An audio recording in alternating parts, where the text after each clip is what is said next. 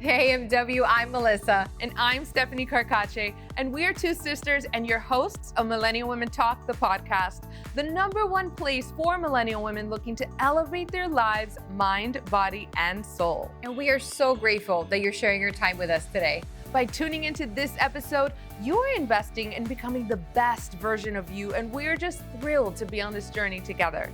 In today's episode of Millennial Women Talk, we welcome Elena Cardone. Elena is a powerhouse and the wife of Grant Cardone. She is the author of Build an Empire, a book about creating, building, and defending an extraordinary career and marriage. She's a speaker, a coach, and most recently has partnered up with eXp Realty. She is now a licensed realtor who plans on building the largest real estate team across the globe, helping thousands of people create generational wealth through real estate powered by eXp.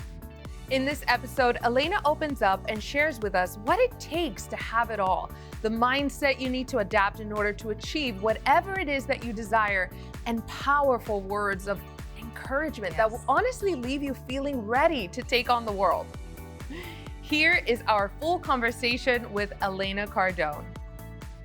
So what I want to ask you first we have to start from the beginning because your dream was to be an actress. And I have to say, I resonate a lot with your story because I too moved to Los Angeles to be an actress at 17. So a lot of your story is very similar to mine. That's a young age. Yes, right? I always think about like, we're sisters. And I'm like, how did our parents let me do that? That's a little crazy. Mine didn't have a choice, but yes. Yes, and I too didn't know anybody either, and I was just me and my little Chihuahua Romeo. That was it. That's all you needed.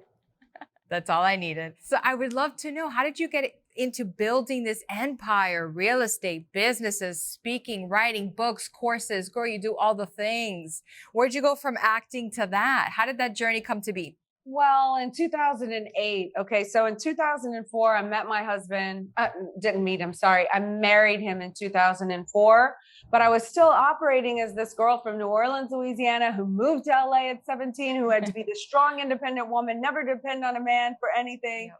So finally at 30, I tapped out, I surrendered, I married him, but from 2004 to 2008, the first 4 years of our marriage, we were vying for like power positions, and I didn't realize this then. It took hindsight to look back and see this, but I was busy vying for power in this kind of woman male role. And we weren't working together in a coordinated effort to like go places together. It was kind of like, I was still going to do me, with or without you, even though we were in a marriage. Didn't realize that. But 2008 happened. I'm pregnant with our first child. So there's no acting jobs for me. I know how it is. Well, I don't have children yet, but I get it. But, yeah, right? No jobs. Economic collapse happens. We fall victim to some con artist, and now we find ourselves in a legal issue where we're being sued. It was ridiculous. So it was like one hit after the other in 2008, and it really became, how are we going to survive this? Like, how are we not going to lose everything? So in that moment, I kind of had to get realistic and really look at things, and Grant had a better chance of moving the ball down the field. He had a better chance of supporting our family financially than I did. And so I was like, well, I can keep doing what I'm doing, which is nothing at the moment because I'm not working, or I can trade in the acting career. And then I had these visions of an empire and what that would take and how I could flow all of my strengths into the infrastructure and creating the behind the scenes operations in order for Grant to really be successful in the business. Ooh, and so that's what I did. It was a risky move. I risked having girls like hate me for it and call me a sellout, but it was a bet that, however many years later, 12, 14 years later, turned out to be not such a bad deal for me. Yeah. Not at all. And, it's very interesting because what you're saying is very powerful, especially for women. And you talk a lot about knowing your role in relationships. Talk to us a little bit about that, because I also see with you, like, I envision you as the neck and Grant as the head, and like the neck moves where the head goes. So I know that you say that women saw that as a sellout, but I think there's a lot of power in that. Can you speak a little bit about that? Well, there is a tremendous amount of power in that, but I didn't realize that at the time because, I thought I had to do everything on my own, which I feel like a lot of women cut their nose off to spite their face because they feel they have to do everything and men don't. And that's where we can learn from men, because men will use or I literally don't mean that in a bad way, but they will use whomever to achieve their mission. And they don't have to be thinking, oh, I have to prove myself as this independent, strong man. They don't have that going on where we have to be superhero. We have to be this and this and this and all these roles. And you can't function like that. No one's built an empire alone, period. You need people and you need to depend on people, or it doesn't work. There's no such thing as a solopreneur. You can't make it on your own. You can start, you can have an idea on your own, but you're gonna need people in order to create an empire. I do want to make this clarification. Knowing your role in the relationship, I would never, as a woman, tell another woman what their role is. And I don't define roles based on masculine, feminine. I know your roles based on being realistic with your strengths and weaknesses and dellying them up that way. So I get to be the boss of everything that I'm the strong suit of naturally, and he gets to be the boss of everything that he's in the strong suit over. And those become our roles. I become the in charge, the boss, the general of this area, this area, this area. So we're no longer fighting. We already know who's the boss of that area. We're equal in marriage, but we're not equal in all the parts. In certain parts, I'm the boss, he's the junior. In other parts, he's the boss, I'm the junior. But in the relationship, we're both equal, but not in the parts. You understand? So it eliminated a lot of bickering, trying to vie for power, because we already figured that out. We already know who does what. And it allowed us to work together, each operating 100% in our divisions and bringing that to the table to keep bringing us forward. So we're not like I'm not trying to run the business, because that's where he's a master. I mean, he's a sensei. He's not even black belt. He's sensei, not forget male, female. Like, no, not a lot of people can touch what he knows in business. I'm not going to go then say I'm equal in marriage, I'm going to run the business. That's not smart. It's not logical. I love that. And you're so practical. Oh, yeah, so good. It's just so good. But it's interesting because as people know, you both are powerful. You both step into your power, right? And as a couple, how are you guys able to say, I mean, I don't know if this even happened. Did you sit down on a table and say, here are my strengths, here are my strengths, and then come to like, how did you get to that place of saying, this is my role, this is your role, and still have a healthy, loving marriage? We did exactly that. We sat down and we said, this is the strengths, this is the weaknesses, this is, and we said, I'm the boss. So, it's clear he's the boss of the business. He has the track record. He's done it multiple times. I have not. I am an actress. I am a visionary. I am an artist. I don't know. I know, like, I'm honest with myself. I'm not degrading myself. I just know what I know. I'm not good with numbers. I don't like math. That's not my strong suit. My strong suit is used better in other areas where I don't have to go take years of training in an area that I'm not like ever going to have a desire to be good in. So he's the boss of the business. We made that establishment. Like, look, I am the bouncing board. I can offer the advice, the creativity, and where I can provide creativity, ideas, this. At the end of the day, he makes the executive decisions. And whether I agree or not, will stand behind him because he is a trusted source on that role. For me, it is a more traditional sense of the male-female role, but it just so happens that my strengths are running the household and running behind the scenes operations and deciding who gets to be in I protect, like I have this, I'm crazy. Like, I'm very aware of people and protection of the empire. And Grant is not. That is not his strong suit. He thinks I'm overboard in those areas. I don't think I'm overboard. So I run those areas and he just has to deal with it. Every single decision that is made under the roof of our household is my decision. And he has to respect that. And I have to remind him, even as a father, like I run the kids. I run everything that the kids do, from their activities to where they're going to go to school, to if they can have sugar, to this, to that. You know what I'm saying? And he has to take a back seat. And the kids know that mom is the boss of the house. And it kind of sucks in one way, because he always gets to have all the fun and like be fun dad, where I'm like, no, it's going to be run like this, boom, boom, but bedtime's this. You know what I'm saying? Yeah. I love that. I love that you said that. I love that you keep on saying the word empire. And I think it's a state of mentality, right?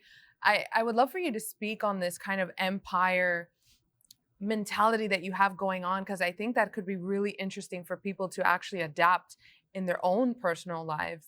Yeah, it is a mentality. I'm glad you brought that up. It's just an awareness, first of all, like just being aware that there can be something bigger, because that's not how I was raised. I was raised to not have awareness and to live a normal life, and to be very thankful and appreciative of that normal life. And there was the concept of an empire, first and foremost, is the awareness that there can be something bigger. And unless you have an awareness of it, you don't really have a target to achieve or aim for. So an empire puts something in your sights, your line of fire, to say yes, to make a commitment, a decision. And anything always starts with a commitment. I make a commitment. I want to not think normal. I want to think outside of the box. I want to have an empire. So an empire is about an abundance. It can sustain a hit. It can sustain somebody in the family getting sick. It has abundance and resources and people and finances and integrity and honor and respect, and to be able to sustain hits, whereas a normal life doesn't. A normal life is very delusional, because you think everything is fine until it's not, because it cannot sustain a hit of an economic collapse or a lawsuit or someone getting sick or dying in the family. The whole thing is like quicksand and falls apart. So it is a mindset about going out. What do you need? Who do you need to collaborate with? What resources do you need to enhance? It's an abundance mindset. And I always go back to the reference of a farmer. If you need 12 crops to live on, if his family needs 12 crops to live on in a year, and he only plants 12 crops, what's going to happen when the locusts come, or, the storm comes and it cuts his crop down to 3? He's going to be starving. But that was a very normal thing for him to do. He needed 12. He planted 12. Then there was the farmer who needed 12 and planted 100. And everyone said, when is enough enough? Why do you work so hard? Why are you so greedy? But then the locusts come and wipe out half of his crop, and he still has 50 left. And then guess what? Those same people who were nattering and complaining about him are coming. I'm entitled. Give me some food. Oh, that is so powerful. Really and about building on a structure of a solid foundation built on ethics and morals that have so much abundance that you are able to sustain and even flourish and prosper while enduring the hits of life. That is extremely powerful and honestly super valuable, because I never thought of it like that. And I know that the word, it gets thrown around sometimes very loosely, but the way that you have phrased it has, at least for me, it's really put a lot into perspective that I can apply into my own life. We see the successes. It's very easy with social media, right? YouTube, all the good things. We see the exterior, but I want to dive into the challenges and the very struggles that you've been through, right? Was 2008 the one, or can you share, what was the toughest moment in your life? Because how did you get out of that? We want to know all the things. So let's dive deep. Let's get to the ugly, and then let's get to the pretty. Well, 2008 was difficult in the sense that I really had to confront myself, and I had to get honest and real about the data that I had been operating with. And that's hard to confront, because they say knowledge is power, but what if you have the wrong knowledge? What if you have the knowledge that you're embedded with all men hold you back, and then you're trying to be in a marriage? Or what if you have the wrong data that money is the root of all evil, and then you're trying to be wealthy and provide for your family? You know what I'm saying? What if you have the wrong knowledge that you have to be this independent, powerful woman and do everything on your own, but it's not possible. Like, so I had to look at, well, who am I really? And where did this other stuff come from? And what am I willing to adjust about my thinking? And do I have the courage to stand in my own 2 feet and say, no, I reject that concept. That might be your concept. That's not my belief. And be strong enough and powerful enough to walk in my own steps, whether I made a mistake or not. I'm not going to blame it on somebody else. I made the mistake. Now I can be responsible for it. I can make my adjustments and continue to move forward. And so that was one thing that I did in 2008 that was very difficult. I was very worried about what other people were going to think. And I'm, in hindsight, very proud that even in the face of all that fear, I still stood my ground and walked my path.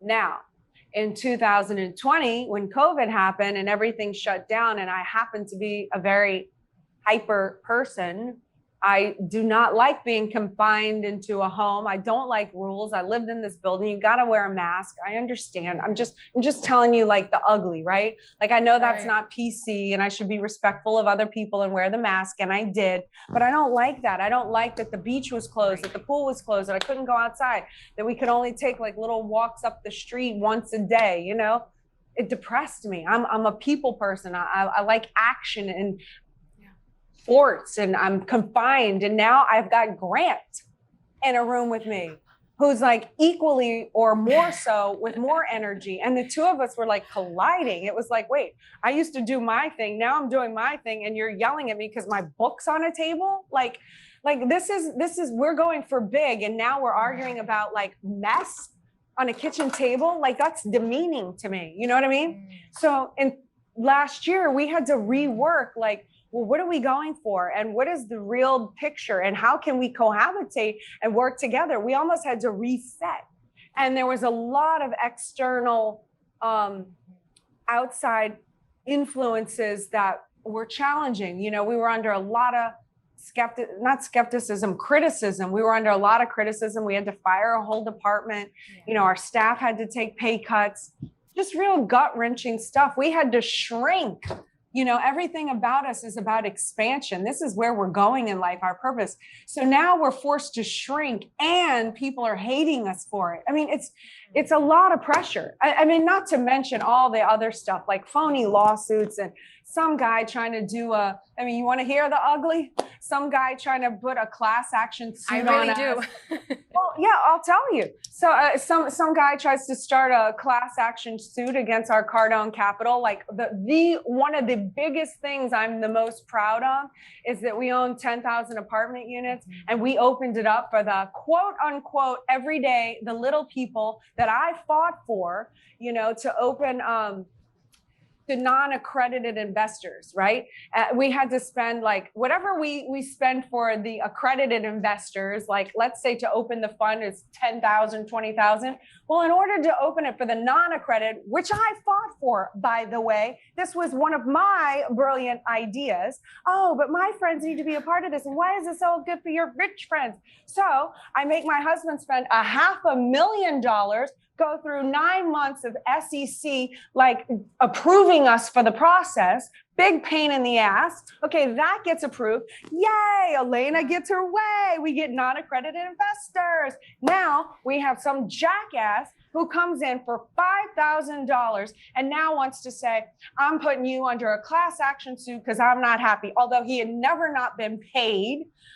We offered his money back, but now he thinks he's going to go start this thing and the lawyers are going to get rich. That stresses you out because now we're trying to go buy other properties. All of this during COVID, by the way, amongst all the haters that hate us because we let a department go and all the other criticism. So now the SEC is crawling under our, like, all through the books, which, you know, we're clean. We're like not afraid, but like anybody else, when the SEC is going through every little, you know, pinhole, you kind of get scared. Did we miss something? Did we forget to cross a T, a dot, an I? Like, it's scary, right? Pressure. Anyway, so we have that going on. In the meantime, that all recently, just to tie up that story, in the last like month, that story got released, and the judge like slammed the lawyer. They had nothing. It didn't even go to discovery. So like didn't make it to depositions, nothing. Didn't, he was like, you have no basis. This is a total bogus. And, you know, I want to be able to go out there and yell the guy's name and say, I hate him, and put his head on a spike and parade him around to show everyone, don't mess with us. But guess what? I can't do that, because then he could sue me for defamation. Although he can butcher my name for an entire year. Other companies, like, well, we're trying to buy projects and assets, they see, oh, there's a pending class action suit. I don't want to sell you this property because I don't know what's going to come of this. And it taints us for a year, like trying to, you know what I'm saying? These are like, you just asked about the ugly. This is just the tip of the iceberg, but you get the point. It's not easy. I mean, thank you so much for being so transparent, because so many people need to hear this. They think, oh, once you get money, it's like the end all be all, and it's not. And you're talking about immense amount of pressure and stress on your physical body and even emotional, spiritual levels. I want you to talk a little bit about what do you do? How do you handle that pressure and still be able to sleep through a night? Like what is that for you? What do you do? I'll tell you, because this isn't the first rodeo. So this isn't the first time. Like, again, I have so many things in the pipeline. Like, that's over and done with. It's just like another like hit, you know, boom, boom. You learn how to take them. What I do, because a long time ago, I had gone into, you know what? I don't need this. This is BS. I don't need to be transparent. I wanted to quit. I wanted to stop. I wanted to kill the person, honestly. You know, I got a little Italian in me, so I go straight up like, get the mafia over here. Let's get rid of this guy. And then I think, you know what? That's not pro survival. That's not going to be a good thing. Elena, you would not look good in jail when your roots and you don't have your nails, and like, it's not going to be a pretty scene. Let's avoid doing that at all costs. So then I came up with a brilliant idea. You know, I didn't come up with it. A man by the name of L. Ron Hubbard came up with it. He said, flourish and prosper. And that clicked in my head, flourish and prosper. And so I realized in that moment that if I stopped revealing and being transparent to others, I cut them off from being able to have access to a winning formula. And I actually do a disservice, not just to myself, but to them. And I shrink and they win. So I always go back to, what do? I flourish and prosper. When I get the hate or I get like things that are stressful, I figure out, how can I go bigger? How can I help more people? How can I make a bigger difference for the better on this planet? And then I find new ways to collaborate with people and more businesses to take on and succeed in. And that's my answer. And the more I get myself focused on that purpose, I find myself legitimately not having hateful, vengeful thoughts for anyone. It's just, they just go away. I become so busy producing and winning and helping that I thrive off of that. And there's no, like, I don't even care. Like, I don't even want that guy who did the class action suit. Like, I don't even wish ill upon him. Like, I just don't care. I just understand, right. You know, I understand. I have a lot more understanding for people like that. They can't create any products of their own, and they know they never will. And they're vampires. They just try to take from others. And that's just being able to confront evil. And I can confront evil, and I can continue to do good. Oof, I love that. Powerful. That's so powerful. Your mindset is just goals.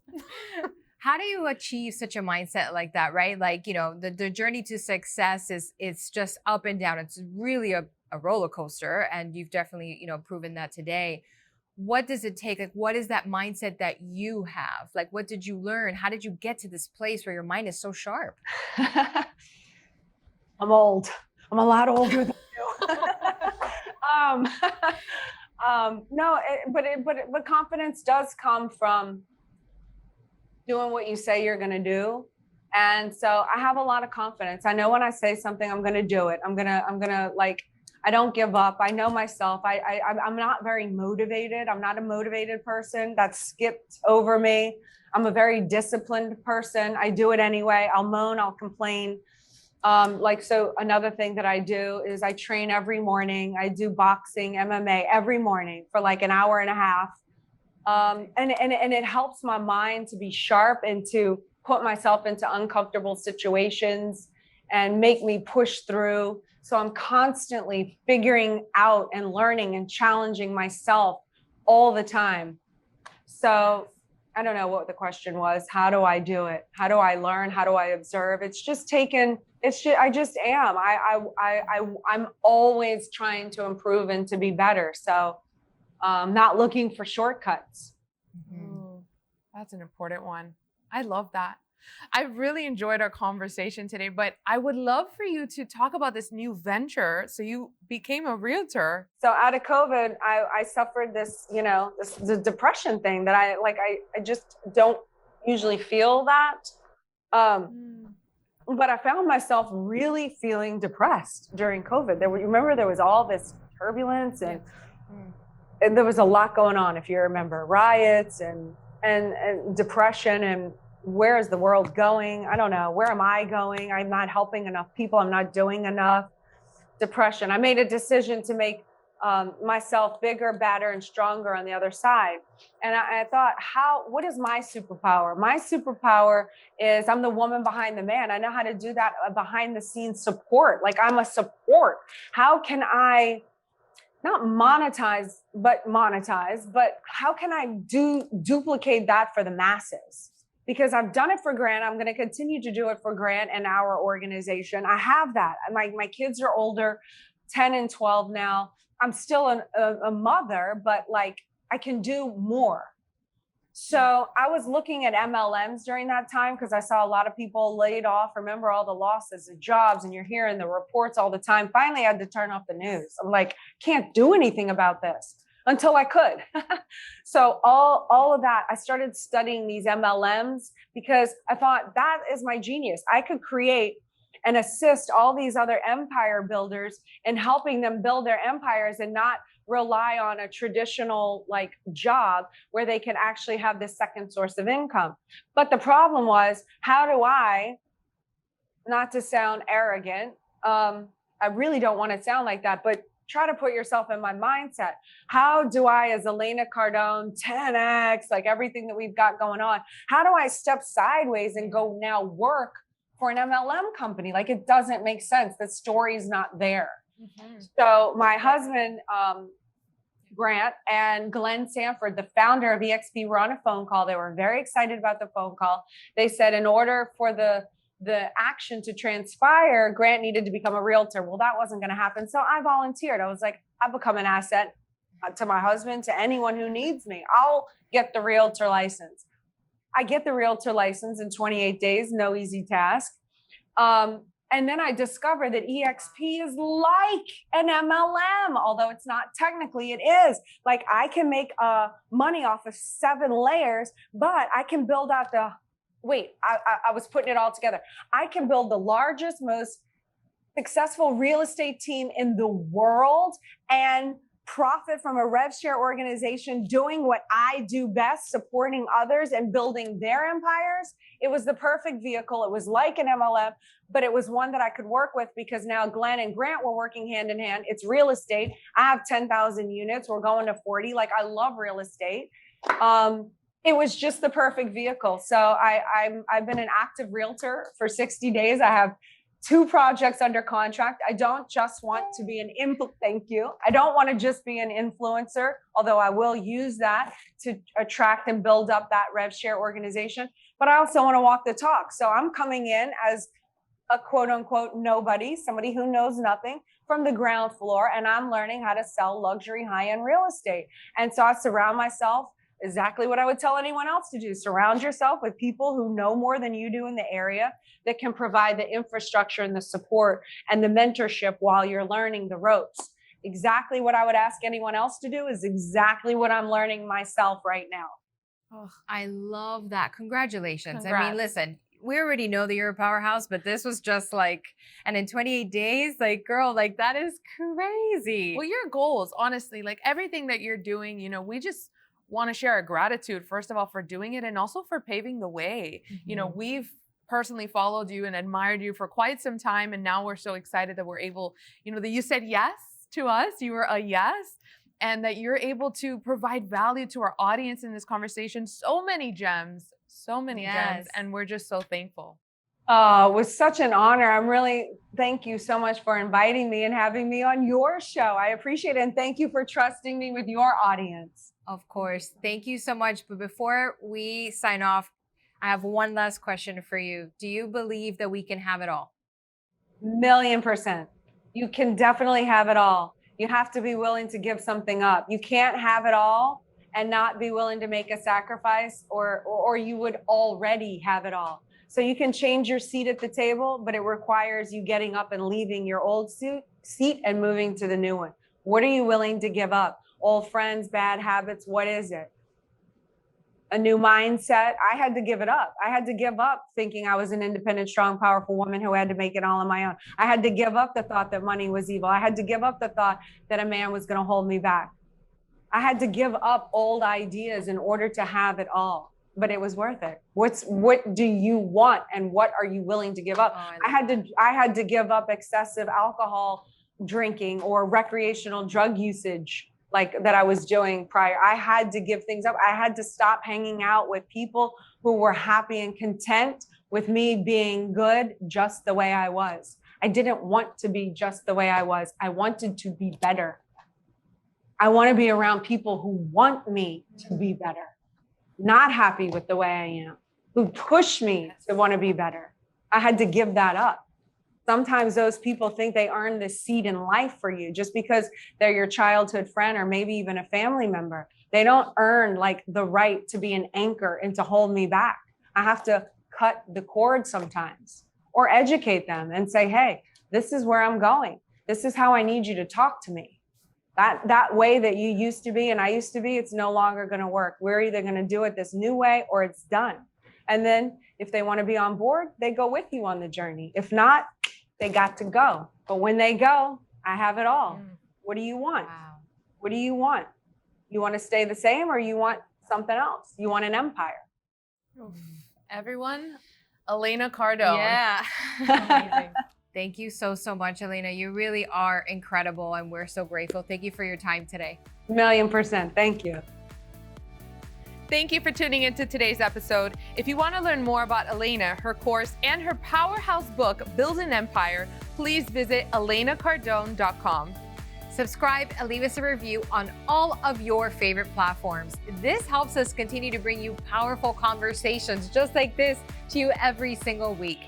And text us to the phone number below for subscriber-only freebies and perks to help you become the best version of yourself. As always, we encourage you to continue on with this conversation. Keep being the strong, amazing woman that you are, and never forget to live inspired. Until next time, MW. Always love, Melissa and Stephanie Carcache.